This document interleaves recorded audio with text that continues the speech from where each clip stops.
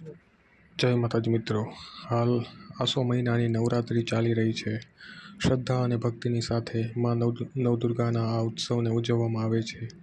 માતાજીના વિવિધ સ્વરૂપોની પૂજા અર્ચના કરવામાં આવે છે, પરંતુ આ નવરાત્રિમાં એક શબ્દ જેના વગર નવરાત્ર અધૂરી છે તે છે ગરબો. આપણે ત્યાં ગરબો શબ્દ ખૂબ પ્રચલિત છે. ગરબો એટલે માટીનો અથવા અન્ય ધાતુમાંથી બનાવેલ નાનો ઘડો, જેમાં 27 છિદ્ર એટલે કે કાણા હોય છે. 9-9ની 3 લાઇનમાં એટલે કે 27 છિદ્રો થાય. આ 27 છિદ્રો 27 નક્ષત્રને સમાન મનાય છે. એક નક્ષત્રને 4 ચરણ હોય છે, એટલે 27 × 4 કરવાથી 108ની સંખ્યા મળે છે.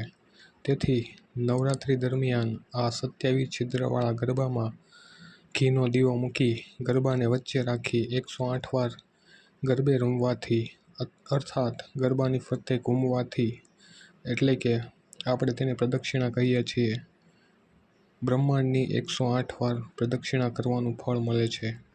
આમ ગરબો એ બ્રહ્માંડનું પ્રતીક છે.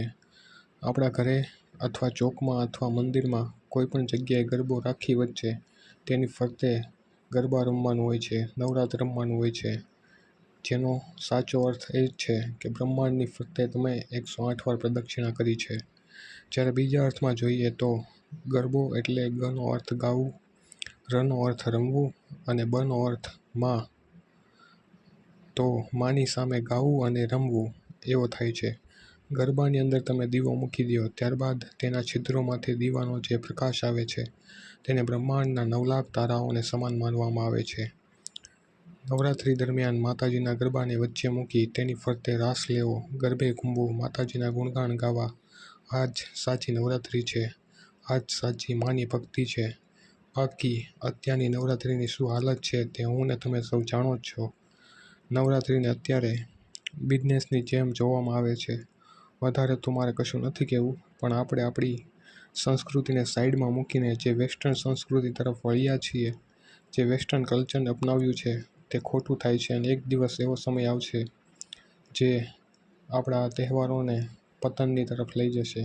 તહેવારોનો જે ઉમંગ, જોશ, ઉલ્લાસ છે, જે હવે પહેલાં જેવો નથી રહ્યો, તે ઘણો ઓછો થઈ ગયો છે. પરંતુ આપણે આપણી સંસ્કૃતિ, આપણી મર્યાદા, આપણા રીત રિવાજોને જાળવી રાખવા જોઈએ અને એ જ રીતે દરેક ઉત્સવ ઉજવવા જોઈએ.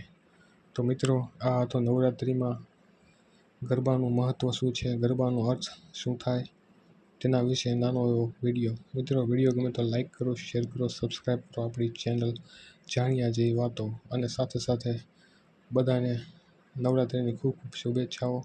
અને કમેન્ટમાં જય માતાજી, જય અંબે લખવાનું ભૂલતા નહીં. અસ્તુ, જય માતાજી.